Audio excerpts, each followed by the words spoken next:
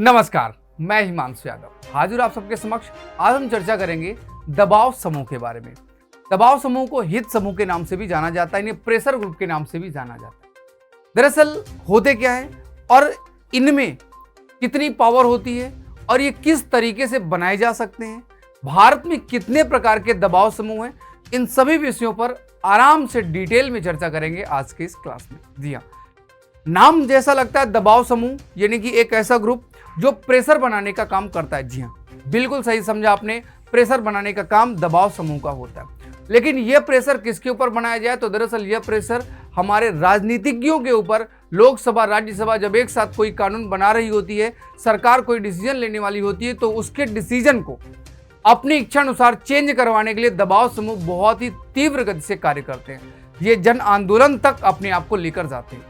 भारत में अगर हम बात करें कि दबाव समूह की शुरुआत कहां से होती है, तो शुरुआत में कोई नाम दबाव समूहों का नहीं रहा, लेकिन कार्य जरूर दबाव समूह के देखने को मिले। जैसे भारत में साल 1920 में एटक की स्थापना की गई, जो कि व्यापार के लिए था और इसने भारत में अंग्रेजों के ऊपर दबाव बनाने का काम किया।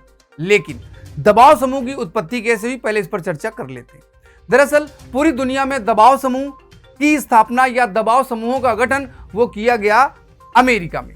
अमेरिका यानी कि यूएसए में सबसे पहले बनाए गए दबाव समूह, जो कि वहां की सरकार सीनेट के ऊपर दबाव बनाते थे और अपने हिसाब से निर्णय दिलवाने में वहां की जनता का पक्ष रखते थे सरकार के समक्ष। खास बात आपको अब यहां पे यह समझनी है कि जो दबाव समूह होते हैं वह कोई पॉलिटिशियंस नहीं होते, राजनीतिज्ञ नहीं होते, उनका राजनीति से कोई लेना देना नहीं होता, वो किसी भी प्रकार का कोई चुनाव नहीं लड़ते हैं।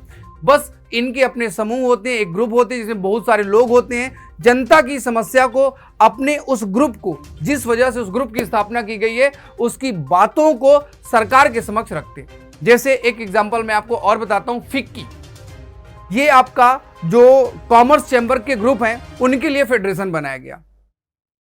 पंडित ठाकुरदास जैसे लोग थे और उसमें आपके महात्मा गांधी के सहयोग से 1927 में बनाया गया था। अब पुरुषोत्तम दास टंडन जी थे।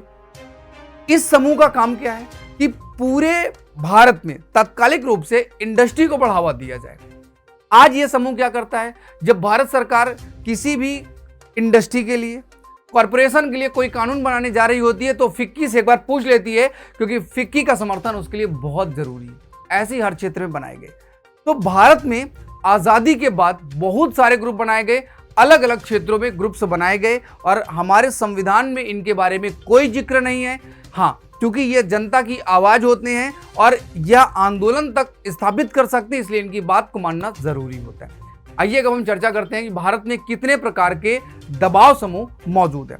तो सबसे पहला जो दबाव समूह हमें जानना है वो जानना है व्यापार से संबंधित, यानी कि ट्रेड से संबंधित जितने भी हमारे देश में दबाव समूह बनाए गए, उनमें से कुछ इस प्रकार से, जैसे आपका AITUC, all India trade union Congress, Indian national trade union Congress, Hind मजदूर सभा, centre of Indian trade unions, भारतीय मजदूर संघ, इस तरह के बहुत सारे व्यापार से संबंधित संगठन बनाए गए।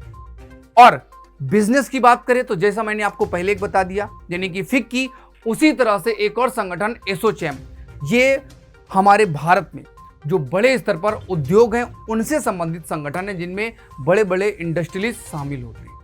इसके अलावा भारत में स्टूडेंट के लिए भी बहुत सारे संगठन बनाए गए, जैसे एबीवीपी, नाम जरूर सुना होगा, अर्थात अखिल भारतीय विद्यार्थी परिषद। इसके साथ ऑल इंडिया स्टूडेंट फेडरेशन और एक और संगठन जो कि बहुत चर्चा में रहता है, national student union of India, यानी कि NSUI। इसके अलावा हमारे देश में एग्रीकल्चर से संबंधित बहुत सारे समूह हैं जो कि काम कर रहे हैं और एग्रीकल्चर से संबंधित किसी भी पॉलिसी को बनाने में भारत सरकार के ऊपर दबाव बना के रखते हैं, जो कि किसान सभा से संबंधित होते हैं, जैसे ऑल इंडिया किसान सभा, भारतीय किसान यूनियन, भारतीय किसान संघ, आरवी संगम, हिंद किसान पंचायत, ऑल इंडिया किसान सम्मेलन, यूनाइटेड किसान सभा। एग्रीकल्चर के साथ साथ भारत में और संगठन बनाए गए जो कि अपने अपने धार्मिक ग्रुपों के उत्थान के लिए बनाए गए।